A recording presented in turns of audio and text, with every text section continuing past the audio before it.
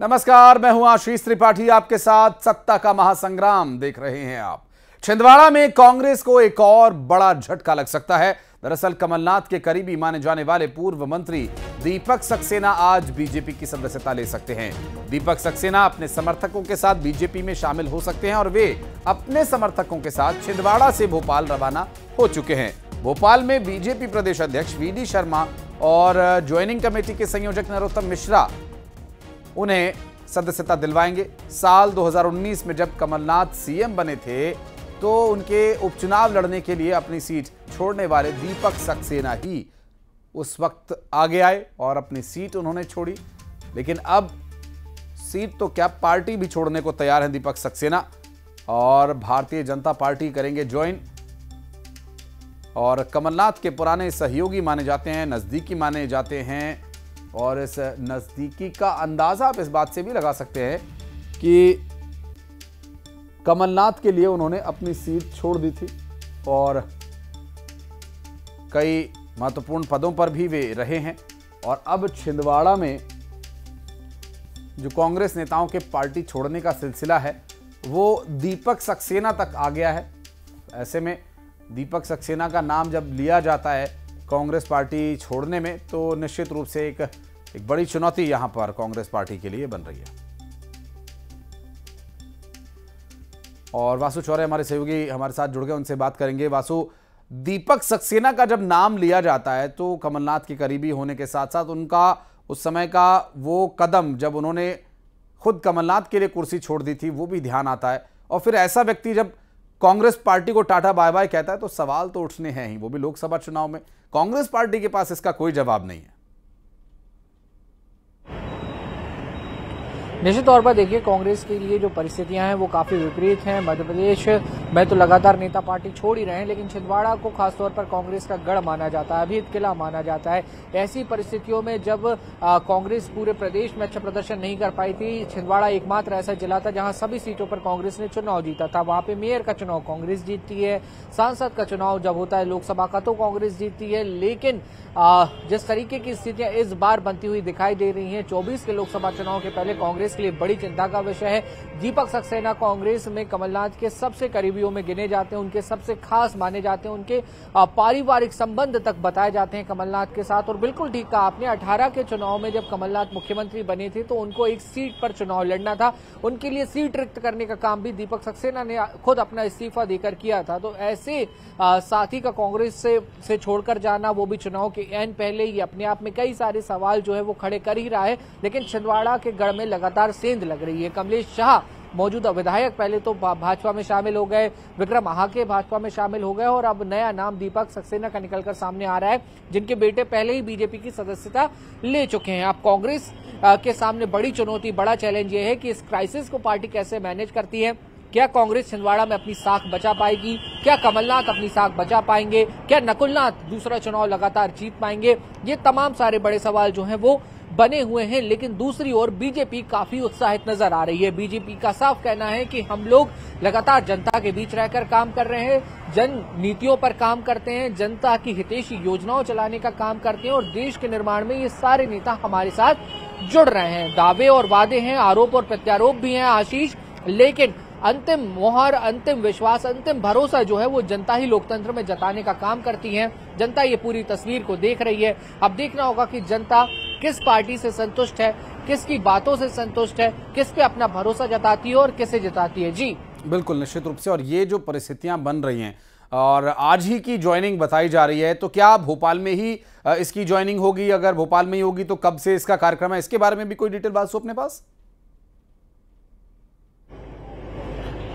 देखिए, बिल्कुल भोपाल में ही लगातार सारे बड़े नेताओं ने बीजेपी जिन्होंने ज्वाइन की है, उन कार्यक्रम भोपाल में प्रदेश भाजपा कार्यालय में ही होते हुए आए हैं। और जिस तरह से खबर अभी छिंदवाड़ा से आ रही है कि उनका काफिला वहां से रवाना हो गया है, संभवतः शाम तक वो भोपाल पहुंच जाएंगे अपने तमाम सारे समर्थकों के साथ। और यहाँ पर फिर उनकी ज्वाइनिंग का जो पूरा कार्यक्रम है वो बीजेपी ऑफिस में हो सकता है। इसमें प्रदेश बीजेपी अध्यक्ष वीडी शर्मा, नरोत्तम मिश्रा, जिनको इस पूरे अभियान की जिम्मेदारी सौंपी गई है, वो शामिल हो सकते हैं और तमाम दूसरे नेता भी इस पूरे ज्वाइनिंग में शामिल हो सकते हैं। तो बीजेपी कहीं ना कहीं बड़ा मैसेज एक देने की कोशिश कर रही है कि लगातार प्रदेश भर के बिल्कुल, और ये मैसेज अब कांग्रेस पार्टी को अगर मिलेगा तो उनके कार्यकर्ताओं में भी निश्चित रूप से एक हतोत्साहित होने करने का जो प्रयास बीजेपी का है उससे कांग्रेस को भी निपटना होगा। और देखते हैं क्या जवाब इस पर कांग्रेस पार्टी आगे देती है। बहुत शुक्रिया आपका बासु इस पूरे मामले पर जानकारी देने के लिए। और चुनाव से पहले इंदौर में कांग्रेस को मुश्किलों का सामना करना पड़ रहा है, जहां महिला कांग्रेस की पूर्व अध्यक्ष शोभा ओझा ने प्रभारी को एक पत्र लिखा है और मध्य प्रदेश कांग्रेस प्रभारी भंवर जितेंद्र सिंह को उन्होंने पत्र लिखा, असमर्थता जताई है इंदौर में काम करने को लेकर। शोभा ओझा का पत्र सोशल मीडिया पर वायरल हो रहा है। उनका ये पत्र कांग्रेस पार्टी के लिए मुसीबत का पत्र बन गया है। जी, आप यदि देखें तो लोकसभा की जिम्मेदारी उन्हें दी गई थी, पारिवारिक कारणों का हवाला देकर उन्होंने इससे किनारा कर लिया। सत्यनारायण पटेल भी यूपी में व्यस्त हैं और वो इस वजह से यहाँ काम नहीं कर सकते, ये भी हवाला दे चुके हैं। दोनों नेताओं के हाथ खींच लेने पर पूर्व विधायक विपिन वानखेड़े को अब इसकी जिम्मेदारी दी गई है।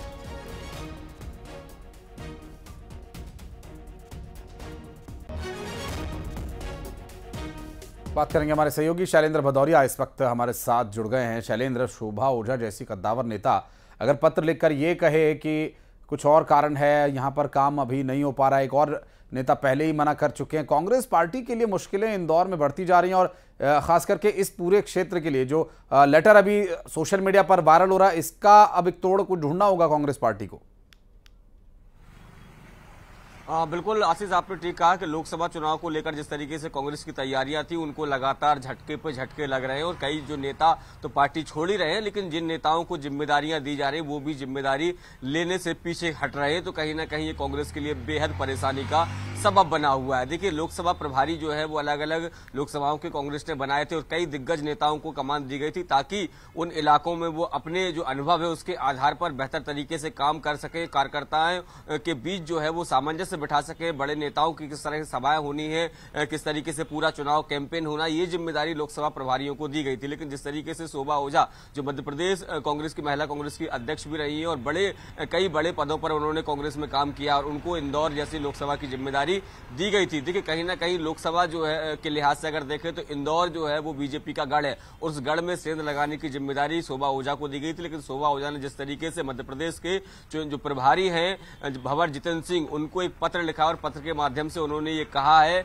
कि व्यक्तिगत कारणों के चलते वह इस जिम्मेदारी को वहन नहीं कर सकती और यही कारण है कि किसी दूसरे व्यक्ति को यह जिम्मेदारी सौंप दी जाए। इसके पहले सत्यनारायण पटेल को यह जिम्मेदारी देने की बात चली थी, लेकिन सत्यनारायण पटेल ने उत्तर प्रदेश में व्यस्त होने के चलते इस जिम्मेदारी लेने से इनकार कर दिया था। हालांकि उन्होंने पत्र में यह लिखा है कि उनकी बड़ी बहन की तबीयत खराब चल रही है, जिसके चलते वह चुनाव में समय नहीं दे सकती और यही कारण है कि कांग्रेस ने अब पूर्व विधायक विपिन वानखेड़े को लोकसभा प्रभारी की जिम्मेदारी दी गई है। लेकिन जिम्मेदारी बदलना भर एक चिंता का विषय नहीं है, बल्कि ये है कि देखो दिग्गज जो नेता हैं जिनको जिम्मेदारी लोकसभा चुनाव जिताने की दी जा रही है और यदि वो पीछे हट रहे हैं तो कहीं ना कहीं कांग्रेस के जो कार्यकर्ता हैं उनके बीच भी एक मैसेज जाता है कि कोई भी बड़ा नेता फिलहाल किसी तरह की कोई बड़ी जिम्मेदारी लेने को तैयार नहीं है और जो कहीं ना कहीं कांग्रेस के लिए एक परेशानी का सबब लगातार बनी हुई है। जी, आप रहिएगा हमारे साथ शैलेंद्र, कुछ और खबरों पर आके बातचीत और जानकारी आपसे करेंगे।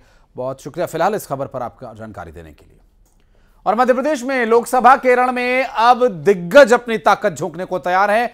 पीएम मोदी एक सप्ताह में 2 बार मध्य प्रदेश के दौरे पर आएंगे। 7 अप्रैल को जबलपुर में, 9 अप्रैल को बालाघाट का दौरा प्रस्तावित है। लोकसभा प्रत्याशियों के समर्थन में जनसभा को संबोधित करेंगे प्रधानमंत्री नरेंद्र मोदी। 8 अप्रैल को मंडला और शहडोल के दौरे पर जाएंगे राहुल गांधी। तो बड़े नेताओं के ताबड़तोड़ दौरों की शुरुआत होने वाली है और लोकसभा प्रत्याशियों के समर्थन में जनसभाएं होंगी। और आपको बता दें कि इस बार का जो चुनाव है वो कई मायनों में बेहद खास हो चुका है। जिस तरह से प्रधानमंत्री नरेंद्र मोदी ने एक नया टास्क भारतीय जनता पार्टी को लोगों को दिया है, उनका यह कहना है कि भारतीय जनता पार्टी इस बार 370 प्लस सीटें जीतेगी, तो 400 प्लस एनडीए सीटें जीतेगी। तो वहीं राहुल गांधी का दावा है कि इस बार भाजपा को उसके कर्मों का फल भुगतना होगा। बात करेंगे, शैलेंद्र भदौरिया हमारे साथ जुड़ गए। शैलेंद्र, ताबड़तोड़ दौरे अब प्रधानमंत्री नरेंद्र मोदी हों या राहुल गांधी, उनकी शुरुआत होने ही वाली है। अब कुछ ही दिनों बाद लगातार प्रचार अब जोर पकड़ता नजर आएगा। कहां और क्या कुछ कार्यक्रम है कुछ जानकारी अपने पास? बिल्कुल बिल्कुल बिल्कुल आशीष, मैं आपको बता दूं कि देखिए मध्य प्रदेश में पहले चरण में 19 अप्रैल को मतदान होना और 19 अप्रैल को मध्य प्रदेश की 6 लोकसभा क्षेत्रों में मतदान होना है।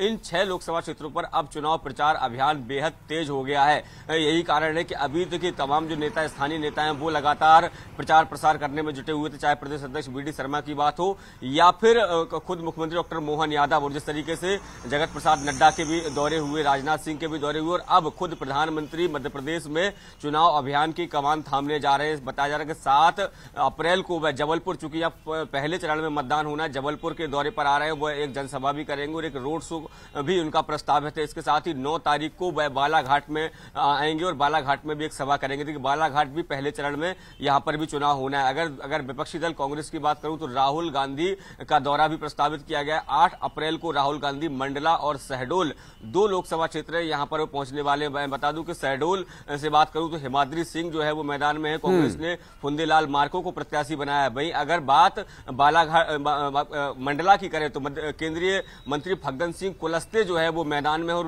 उनके सामने ओमकार सिंह मरकाम जो है वो चुनावी मैदान में है। तो अब देखिए जैसे जैसे चुनाव की तारीख नजदीक आती जा रही है, वैसे वैसे अब दिग्गजों के दौरे भी लगातार बढ़ते जा रहे हैं। मैं आपको बता दूं कि विधानसभा चुनाव में भी प्रधानमंत्री नरेंद्र मोदी ने मध्य प्रदेश में 12 दिन जो है वो दौरा किया था, इसमें 14 सभाएं की थी और उसी के चलते देखिए मध्य प्रदेश में प्रचंड जीत जो बीजेपी को मिली थी। और यही कारण है कि पहले चरण के चुनाव में एक बार फिर प्रधानमंत्री नरेंद्र मोदी अपने समर्थक जो प्रत्याशी है उनके समर्थन में सभाएं करते नजर आएंगे। और उसके उलट अगर देखें तो कांग्रेस के भी तमाम दिग्गज अब मध्य प्रदेश के दौरे पर रहने वाले हैं। जी बहुत शुक्रिया आपका इस पूरे मामले पर जानकारी देने के लिए शैलेंद्र।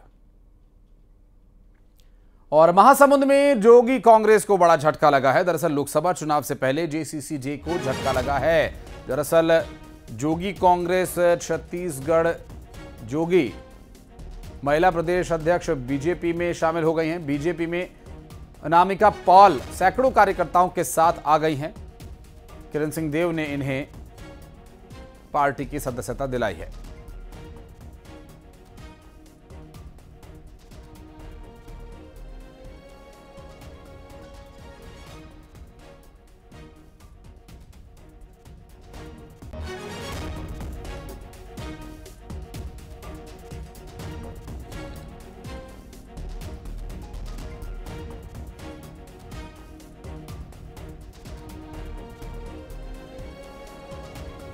और सोमनाथ हमारे सहयोगी इस वक्त जुड़ गए हमारे साथ। सोमनाथ, जोगी कांग्रेस को बड़ा झटका यहां पर लगा है। कौन कौन से चेहरे जो बीजेपी में अभी आए हैं कांग्रेस, जोगी कांग्रेस के लिए एक बड़ा झटका जिसे कहा जा रहा है? जी बिल्कुल, महिला कांग्रेस के प्रदेश अध्यक्ष हैं डॉक्टर अनामिका पॉल। उन्होंने अपने सैकड़ों कार्यकर्ता के साथ जो है भाजपा प्रवेश किया है और ये कहीं न कहीं लोकसभा चुनाव के ठीक पहले जो है प्रदेश अध्यक्ष जो महिला कमान की जो है वो भाजपा प्रवेश कर चुकी हैं। तो निश्चित तौर पे जेसीसी के लिए ये बड़ा झटका है जी। और ये पूरे इस मामले को लेकर आज शाम 4 बजे जो है सरायपाली में इनके द्वारा प्रेस कॉन्फ्रेंस भी किया जाना है। लगभग कितने कार्यकर्ता और कितने नेता आए हैं बीजेपी में और क्या वजह बताई उन्होंने कि क्यों वो बीजेपी के साथ आ रहे हैं? अभी इस कारणों का जो है स्पष्ट उल्लेख उनके द्वारा अभी तक किया नहीं गया है, क्योंकि 4 बजे प्रेस कॉन्फ्रेंस में ही उनके द्वारा इन कारणों का जो है वो उल्लेख किया जाएगा कि किन कारणों से जो है भाजपा ज्वाइन की हैं। लेकिन इतना जरूर है कि लंबे समय से वे प्रदेश अध्यक्ष के पद पर रही और उनके द्वारा विधानसभा चुनाव भी बसना में लगातार लड़ी गई, लेकिन उनका कोई सार्थक पहल उनको हासिल नहीं हुआ। यही कारण है कि वे बीजेपी में ज्वाइन। ठीक है, बहुत शुक्रिया आपका इस पूरे मामले पर जानकारी देने के लिए। और बीजेपी नेता नरोत्तम मिश्रा ने कांग्रेस पर बड़ा हमला बोला है। उन्होंने कहा कि इस बार का चुनाव चुनौतियों से नहीं पनौतियों से है। ग्वालियर में चुनावी कार्यालय के उद्घाटन कार्यक्रम को संबोधित करते हुए नरोत्तम मिश्रा ने विपक्ष पर भ्रम फैलाने का आरोप लगाया। उन्होंने कहा कि कांग्रेस में भगदड़ के हालात हैं। कल बड़ी संख्या में कांग्रेस कार्यकर्ताओं के बीजेपी में शामिल होने का उन्होंने दावा भी किया। कृषि बिल आ जाएगा तो जमीन चली जाएगी, कोरोना की वैक्सीन आ जाएगी तो नपुंसकता आ जाएगी। अरे यार ये ऐसा विपक्ष है। चुनाव इस बार का चुनौतियों से नहीं है, पनौतियों से है, ये बात ध्यान है। और केंद्रीय नागरिक उड्डयन मंत्री ज्योतिरादित्य सिंधिया ने छत्तीसगढ़ के कांग्रेस नेता चरणदास महंत के प्रधानमंत्री नरेंद्र मोदी को लेकर दिए गए आपत्तिजनक बयान को लेकर तीखा हमला बोला है। उन्होंने कहा कि जिन लोगों में सभ्यता न हो, जिन लोगों में सुशीलता न हो, जिनमें नैतिकता का स्तर न हो, ऐसे लोगों से कोई अपेक्षा नहीं रखनी चाहिए। सिंधिया ने कहा कि प्रधानमंत्री मोदी जी के साथ 140 करोड़ की जनता खड़ी है। ग्वालियर और मुरैना में अब तक कांग्रेस प्रत्याशी घोषित नहीं हुई, जिस पर सिंधिया ने कहा कि यह उनकी समस्या है। भरत सिंह जी की कैंपेन की शुरुआत इस ऑफिस के उद्घाटन से होगी और कैंपेन की शुरुआत भी होगी और ग्वालियर की विकास और प्रगति की सफर जो पिछले 10 वर्षों में प्रधानमंत्री जी के नेतृत्व में 2020 से डबल इंजन सरकार के नेतृत्व में हमने संभव करवाया है। पंक्तियां भी कही, अटल जी की पंक्तियां भी, क्या कहा था, क्या कहा था सर, पूरा क्या? मैंने कहा था बादल छटेगा, सूर्य निकलेगा और कमल खिलेगा। और बढ़ते आगे, रायपुर से एक अहम खबर, बीजेपी का पोस्टर वॉर जारी। दरअसल बीजेपी ने कार्टून पोस्टर जारी किया। कांग्रेस प्रत्याशी देवेंद्र यादव का ये कार्टून जारी किया गया है। कार्टून जारी कर देवेंद्र पर निशाना साधा। कार्टून में देवेंद्र को कोयलेंद्र बताया है और बिलासपुर से कांग्रेस के प्रत्याशी हैं देवेंद्र। लिखा, बिलासपुर वालों, इस कांग्रेस प्रत्याशी को हर तरफ कोयला ही कोयला दिखता है।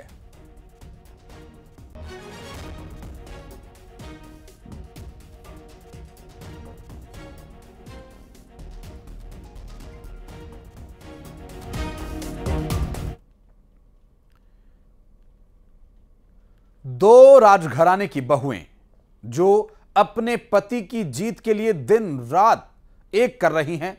रानी महारानी का देसी अंदाज महिला वोटर्स को खूब लुभा रहा है। इन हाई प्रोफाइल सीट्स पर राजघराने के साथ ही राजा और महाराजाओं की साख भी दांव पर लगी है। सियासी रण में दो राजघराने, प्रचार में उतरी रानी महारानी, पति का गढ़ बचाने उतरी पत्नियां। चिलचिलाती धूप में भी न चेहरे पर शिकन न थकान। ये हैं चुनावी मोर्चे पर डटी हुई रानी और महारानी। राजघराने के सदस्यों का ये देसी अंदाज महिला मतदाताओं को खूब लुभा रहा है। रानी यानी अमृता सिंह और महारानी प्रियदर्शनी के अपनेपन को देखकर वे बेहद खुश नजर आ रही हैं। रानी ने राजगढ़ में संभाला मोर्चा, महारानी ने भी संभाली प्रचार की कमान। इलेक्शन में जनता से खास कनेक्शन। राजगढ़ और गुना शिवपुरी लोकसभा सीट जितनी हाई प्रोफाइल है, इन सीट पर रानी और महारानी का प्रचार भी उतना ही अनोखा है। खाट पर महिलाओं का हालचाल पूछती, उनसे सुख दुख की बातें करती। घुलने मिलने में जुटी अमृता सिंह। नाता ऐसा कि लोगों को कहीं नहीं लगता कि रानी कभी कभी आती हैं। राजा दिग्विजय सिंह के राजगढ़ की जनता से जुड़ाव और लगाव की याद दिलाते हुए उन्हें वोट देने की अपील भी करती हैं। राजगढ़ सीट पर 33 साल बाद कांग्रेस से दिग्विजय सिंह चुनावी मैदान में उतरे हैं। चुनौती आसान नहीं, लेकिन इस चुनौती से लड़ने में उन्हें अमृता सिंह का साथ भी मिल रहा है और महिला मतदाताओं का समर्थन भी। चाहे गैप 32 साल का हो या जितने साल 3 दशक का हो, लेकिन इमोशनल कनेक्ट अभी भी बना हुआ है और लोग उतनी ही भावुक होकर और अपनत्व के साथ मिल रहे हैं जितना कि कोई साथ देता है। राजगढ़ पर कभी राघवगढ़ राजघराने का दबदबा था, लेकिन कहानी अब जुदा है। पिछले 2 लोकसभा चुनाव के नतीजे पर नजर डालें तो दोनों बार रोडमल नागर ने कमल खिलाया। बीजेपी ने रोडमल नागर पर फिर से भरोसा जताया है, लेकिन राजा साहब दिग्विजय सिंह भी अपने देसी अंदाज से माहौल बदलने में लगे हैं।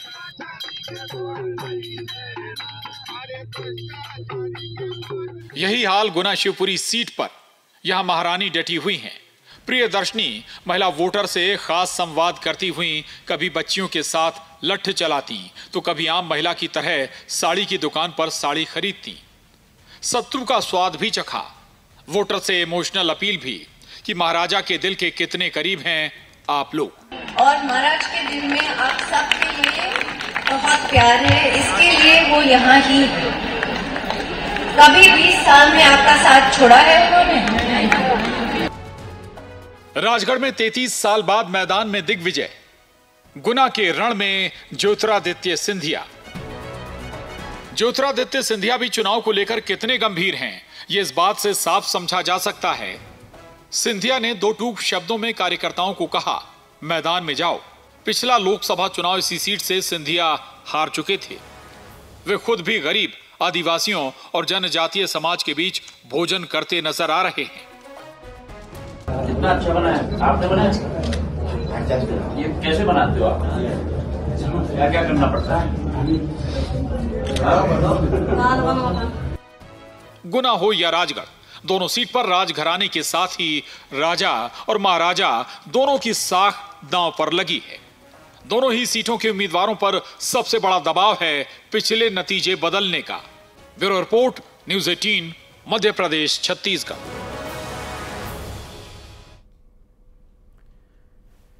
और अंबिकापुर से एक बड़ी खबर आपको बता दें, अपहरण के आरोपियों पर एक्शन लिया गया। आरोपियों के खिलाफ बेदखली का नोटिस जारी किया गया। दरअसल आरोपियों के साथ 6 परिवारों को नोटिस जारी किया गया। नोटिस चस्पा कर राजस्व विभाग ने जवाब मांगा है। युवकों पर 2 नाबालिग छात्राओं के अपहरण का आरोप है। रघुनाथपुर थाना क्षेत्र के सायराई गांव का यह पूरा मामला बताया जा रहा है।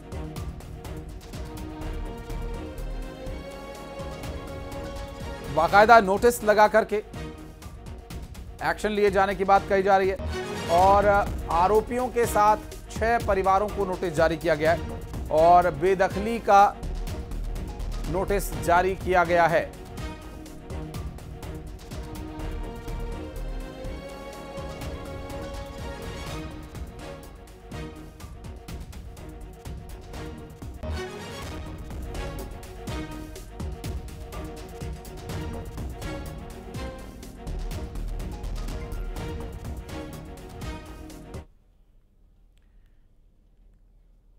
और अब बात उस सेगमेंट की जिसमें वोटर बोलेगा, नेताओं के सामने अपने मन के भेद खोलेगा, बात करेगा चुनाव के बारे में, उम्मीदवार के बारे में, मुद्दे के बारे में और रखेगा अपनी बेबाक राय। हम बात कर रहे हैं इस खास सेगमेंट की जिसमें वोटर बोलता है। तो आइए इसकी शुरुआत करते हैं